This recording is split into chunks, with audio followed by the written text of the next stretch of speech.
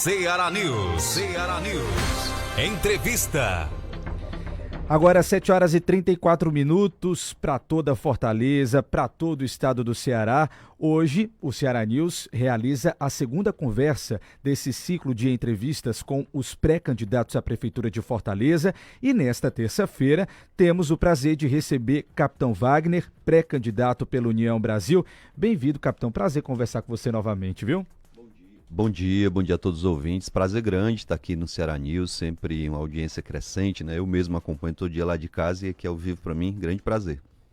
É isso, então vamos lá ao nosso bate-papo, começar aqui, capitão, falando sobre pesquisa, porque é o seguinte, na última pesquisa do Instituto Paraná, em parceria aqui com o portal CN7 e Rede Plus, o senhor aí despontou mais uma vez na liderança com 31,1%, e eu quero te perguntar o seguinte, nos outros pleitos, também o senhor acabou figurando aí, né, no princípio já partindo com os maiores números. O que acontece, né, nessa questão de o senhor sempre sair na frente e no meio do caminho o senhor acabar perdendo, né, esses números? Eu queria que o senhor contasse para a gente, comentasse como é que o senhor vê toda essa questão. Vou começar só retificando, foi 33,1 33, e não 31, né? Verdade, desculpa, 33,1. Esse discurso de que a gente perde durante o caminho é um discurso Sim. que a gente pode contrapor da seguinte forma. Em 2016, quando eu fui candidato a prefeito, a primeira pesquisa me apontou com 20 pontos, eu terminei o primeiro turno com 30 pontos e fui ao segundo turno tirando 46,5. Então tive uma crescente durante toda a campanha. Em 2020 não foi diferente, eu terminei o primeiro turno com 33 e no segundo turno tirei 48,5% dos votos, então de novo na crescente. Na última eleição em 2022, é fato que no interior a gente teve uma derrota, mas eu ganhei a eleição em Fortaleza, então isso comprova, mais uma vez, que a gente teve eleições que em nenhum momento houve derretimento, em nenhum momento a gente teve decréscimo no resultado. Então, a perspectiva é que a gente repita essa crescente, que a gente vá para o segundo turno e com isso a gente possa mudar essa realidade. A população, acho que ela cansou dessa história de dedaço. O que é o dedaço? O Elmano estava lá tentando se reeleger deputado estadual, do nada, uma liderança política vem e aponta o Elmano como candidato a governador e o resultado está aí. Sim. A liderança foi embora para Brasília, ele ficou aqui como governador, a violência só aumenta, a economia do estado está passando por uma grande dificuldade e acredito que a população de Fortaleza, muito mais consciente, com muito mais informações, vai escolher o prefeito que tem a condição de fazer um governo de forma independente. Um prefeito que não fique somente apontando para o governo do estado a responsabilidade da segurança pública, um prefeito que assuma o seu papel enquanto gestor na área da saúde, na área da segurança, na geração de emprego e renda. Então, a perspectiva é que a gente tenha sim uma eleição extremamente acirrada, até porque a gente tem muitos candidatos com potencial de voto, mas eu acredito muito no resultado extremamente positivo para a nossa candidatura, porque é uma candidatura madura, é uma candidatura de oposição e que representa a mudança real, a mudança com responsabilidade, a mudança que a cidade de fato quer. Então, para a gente ser ainda mais justo com o capitão, só ver aqui os números das últimas pesquisas, do Paraná Pesquisas. Em janeiro, o senhor estava com 38,5%, em março 33,3%, e como o senhor disse, agora em maio, na última pesquisa, 33,1%. Mas ainda falando em pesquisa, vamos pensar no quesito unidade da direita. Se a direita se unisse hoje, de acordo com os dados da última pesquisa, vocês conseguiriam aí juntar 55% dos votos. E a esquerda ficaria aí em torno dos 27%. Tem diálogo entre os candidatos de direita? Aí eu já emendo mais uma pergunta. O senhor se considera um candidato de direita hoje? Olha, a gente pode definir esse campo como um campo de centro-direita. Eu tenho conversado sim com os outros dois candidatos e acredito que a gente possa ter sim uma aliança ainda no primeiro turno. Respondendo ao seu questionamento quanto ao campo ideológico, eu acho que o eleitor está pouco preocupado com essa definição de esquerda e direita. Certo. Eu me considero, por exemplo, alguém que defende os princípios cristãos, que defende a família, que defende a liberdade econômica, que defende o empreendedorismo. Por conta disso, são características que a direita defende, mas também acredito muito em justiça social. Eu acredito na transformação social a partir da educação. O meu exemplo, eu nasci lá no João 23, criado lá no bairro de periferia, e através da educação consegui vencer na vida, passar numa escola técnica, depois passar em vários concursos e estar hoje no patamar que eu estou, graças à minha dedicação, graças ao investimento que eu fiz do meu tempo em estudar, em me educar e poder chegar a uma realidade diferente de muitos amigos meus lá do João 23. Então o senhor acredita que essa questão ideológica não vá, né, ter tanto impacto na sua candidatura? Eu acredito muito que nessa eleição o eleitor vai buscar alguém que tenha a capacidade de resolver, alguém que não queira jogar responsabilidade. Por exemplo, eu fui secretário de Saúde de Maracanaú e sentei com a secretária de Saúde do Estado, fui lá no Ministério da Saúde cobrar do governo federal. Então, mais do que qualquer coisa, mais do que alinhamento político, mais do que direita e esquerda, o fortalezense está preocupado quem é que vai sentar nessa cadeira com coragem de cobrar do governador que ele faça parte dele na segurança e que faça também sua parte, não só cobre, que tenha capacidade de sentar lá em Brasília com os ministros. Eu tenho a alegria de ter o ministro do turismo do nosso partido, eu vou poder sentar com o Celso Sabino e trazer investimentos de turismo aqui para a cidade de Fortaleza, com o ministro da Integração, que é a indicação do nosso partido. O próximo presidente da Câmara deve ser do União Brasil. Então, tudo isso vai favorecer um governo responsável, que vai cobrar, mas também que vai fazer sua parte.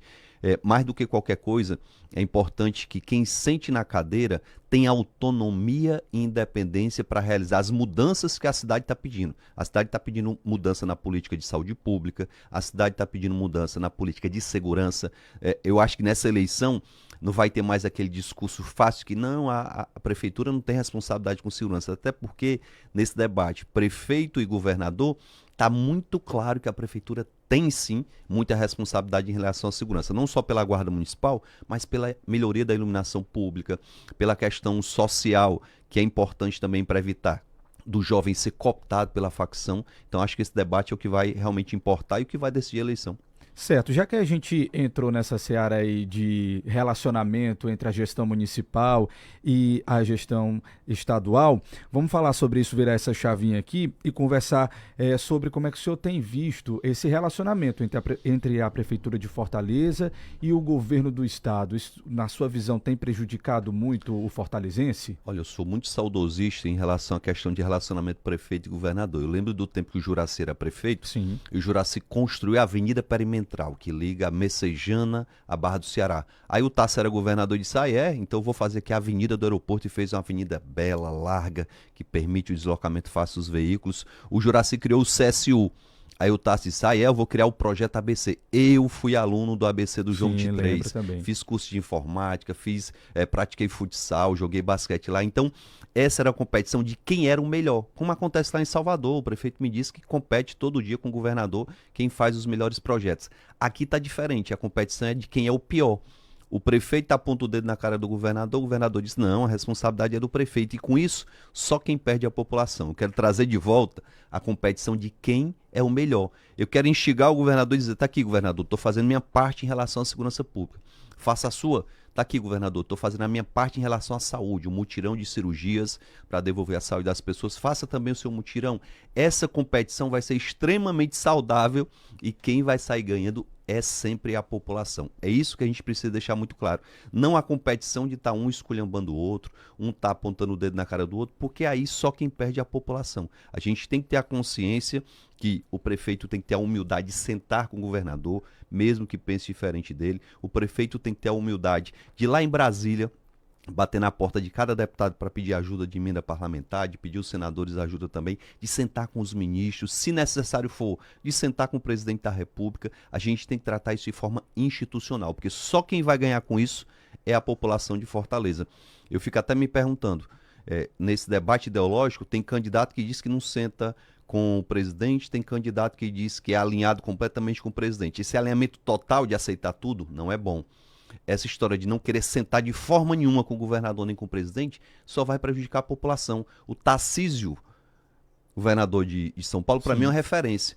O presidente da República foi lá, mesmo tendo votado no Bolsonaro, o Tarcísio recebeu o presidente de forma educada, pediu ao presidente ajuda para a construção de uma grande estrada que é importante para o estado de São Paulo, tem batido na porta dos ministros lá em Brasília também pedir ajuda, e é porque São Paulo é um estado extremamente rico. Sim. E nós que somos de uma cidade pobre. Nós é que temos a obrigação de ter a humildade de pedir ajuda ao governador, ao presidente, aos ministros, quem quer que seja, eu vou ter que sentar. Foi assim que eu fiz gestão de saúde em Maracanã, eu tirei o município de uma nota 5 para uma nota 9. E é assim que a gente vai fazer em Fortaleza também. Então esse seria o seu posicionamento caso o senhor fosse eleito hoje prefeito Sentando de na Fortaleza. cadeira de prefeito dia 1º de janeiro de 2025, eu já vou bater na porta do governador, vou bater na porta do secretário de segurança. Eu estou aguardando um momento para sentar com o secretário de segurança agora, para dizer para ele que quando o deputado federal, eu mandei recursos para comprar viaturas blindadas, mandei recursos para comprar armamento, para comprar colete, e até hoje não foram adquiridos. E aqui não é crítica não, eu quero sentar com o secretário para dizer: secretário, está aqui o recurso, ó. É só o senhor ir lá e comprar.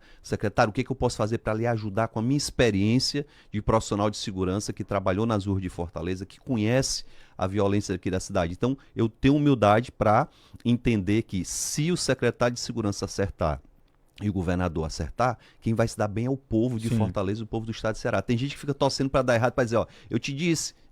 Então, eu não quero fazer essa política de quanto pior, melhor. Eu quero fazer a política do quanto melhor para a população. É o que a gente precisa ter clareza. Então vamos lá falar, o senhor citou aqui algumas vezes a sua passagem pela Secretaria de Saúde do município de Maracanaú. Como é que essa experiência, né, no Executivo vai poder lhe ajudar nessa nova empreitada aí, caso o senhor for eleito prefeito de Fortaleza? Olha, como eu falei, a gente conseguiu melhorar todos os índices da saúde em Maracanã. O grande desafio do prefeito de Fortaleza é resgatar a credibilidade do serviço. Eu olho aqui nessa câmera e digo para a mãezinha do autista que, sendo prefeito, vocês vão ser prioridade na nossa gestão, como foram prioridade lá em Maracanã. Hoje o autista lá em Maracanã tem um Conecta, que é o melhor tratamento para crianças autistas do mundo. Quem considerou isso foi a Universidade de Israel, que veio aqui no IPRED e conheceu o Conecta. Lá a gente tem neuropediatra, lá a gente tem educadora física para cuidar do autista, nutricionista, ortopedista, nós temos musicoterapia,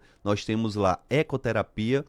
No próximo mês a gente vai ter hidroterapia. É um tratamento completo, todas as terapias à disposição da população. Assim como a gente fez com o autista, a gente quer fazer com toda e qualquer criança que precise das suas terapias. A gente conseguiu implementar uma coisa que nenhum município do interior tem. A gente tem lá saúde odontológica 24 horas. Então, é emergência. De madrugada, se alguém sentir uma dor de dente, se precisar de um procedimento, basta ir à UPA. Final de semana, feriado, a mesma coisa. Então, a gente conseguiu implementar novas ações em Maracanã que transformaram o município de Maracanã numa referência. A gente recebeu, inclusive, elogios da Secretaria de Saúde do Estado, repito, mesmo sendo adversário do governador, mesmo pensando diferente, muitas vezes, na questão político-partidária, a Secretaria de Saúde do Estado nos ajudou, porque a gente bateu na porta. A gente levou um programa chamado Telenordeste, que leva telemedicina para as famílias lá de Maracanaú. A dona Neuza foi para o posto lá do Industrial e teve uma consulta com o neurologista do Sírio-Libanês, que é um dos hospitais de referência de São Paulo.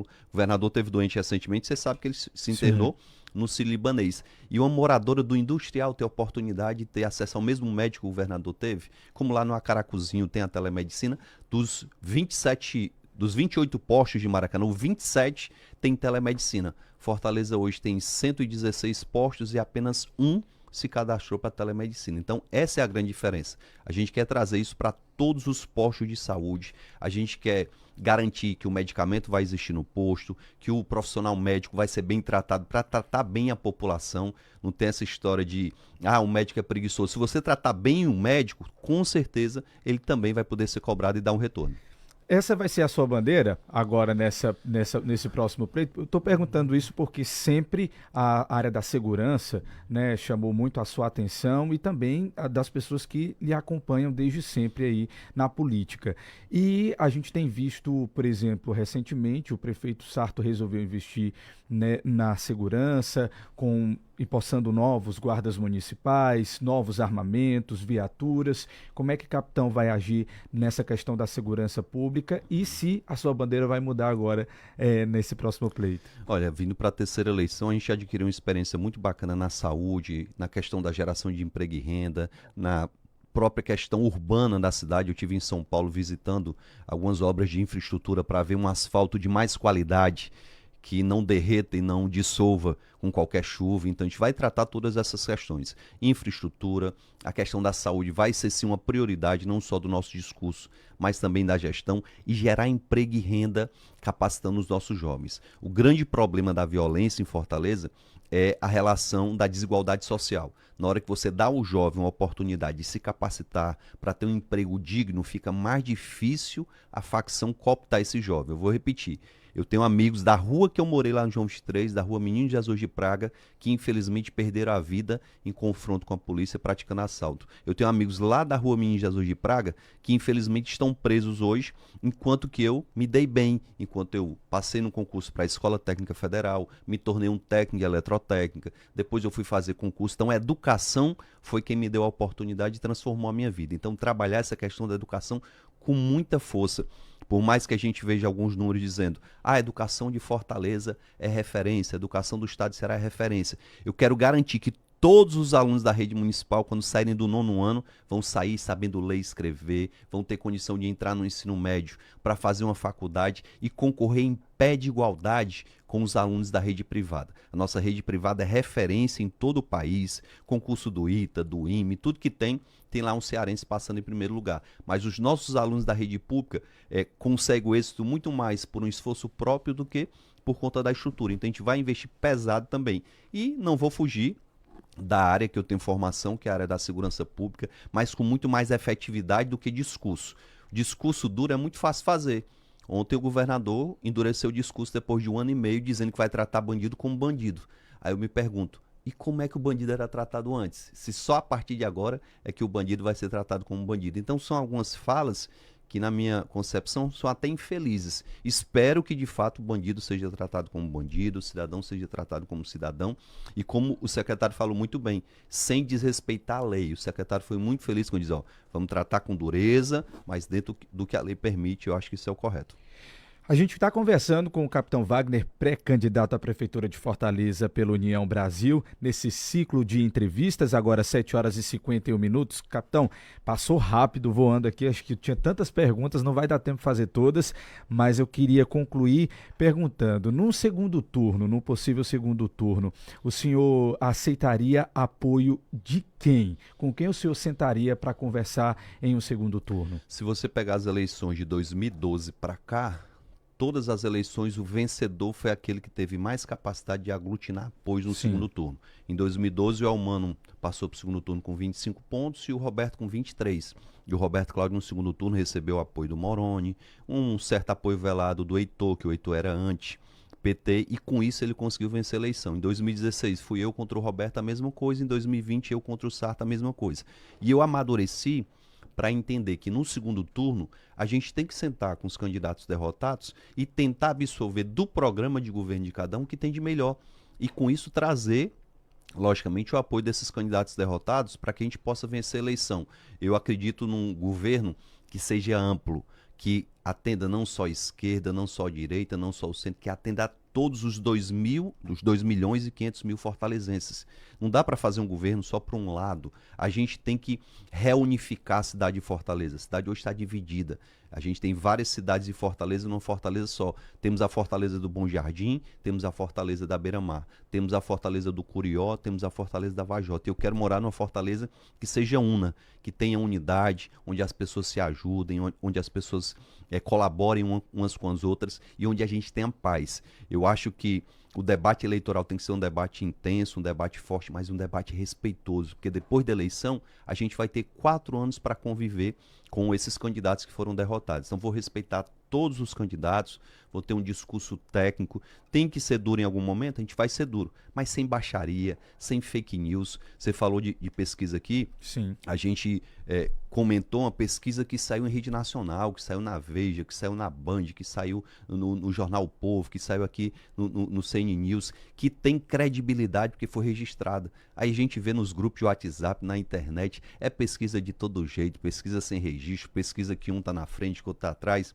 Eu não estou preocupado com pesquisa. Eu estou preocupado, sinceramente, em apresentar um plano para a cidade de Fortaleza e convencer aquelas pessoas que, por exemplo, queriam votar na Luiziane e não vão ter a oportunidade de votar na Luiziane, que eu estou aqui para acolher as ideias de vocês. Se forem boas, a gente vai colocar no nosso plano de governo. Aquelas pessoas que, por exemplo, votem em candidatos que não cheguem no segundo turno. Eu estou aqui para ouvir as propostas de vocês e acrescentar no nosso plano de governo. E com isso, ter um plano que tenha condição de gerar esperança no coração do fortalezense. Eu queria dizer, mais uma vez, para a mãezinha da criança autista que está nos assistindo nesse momento, que vocês vão ter um prefeito que tem sensibilidade, que vai cuidar não só do autista, mas vai cuidar da mãezinha, que muitas vezes é abandonada pelo pai, que não aguenta a pressão, e a mãe é que fica com a carga de trabalho sozinha. A mãe tem que sair do emprego para cuidar e se dedicar a esse filho. A gente vai cuidar do autista, vai cuidar da mãezinha, a gente vai capacitar essa mãe para ela ter uma condição de ser inserida no mercado de trabalho, enquanto que o filho está fazendo a terapia, enquanto o filho está estudando. Então, é esse o plano de governo que a gente quer apresentar para a cidade. Capitão, muito obrigado pela sua participação e eu espero que depois das convenções a gente converse novamente aqui sobre as eleições desse ano, combinado? Se Deus quiser, combinado, a gente vai vir aqui e, com a bênção de Deus, também no segundo turno a gente volta para participar de mais entrevista. Abraço. Tá bom, então, um abraço. Você ouviu então a entrevista com o Capitão Wagner, pré-candidato à Prefeitura de Fortaleza. Você que nos ouviu pela Canaã FM 93,5, é isso. Fique ligado aí nos pré-candidatos para você ficar por dentro daquilo que eles estão oferecendo ao fortalezenses.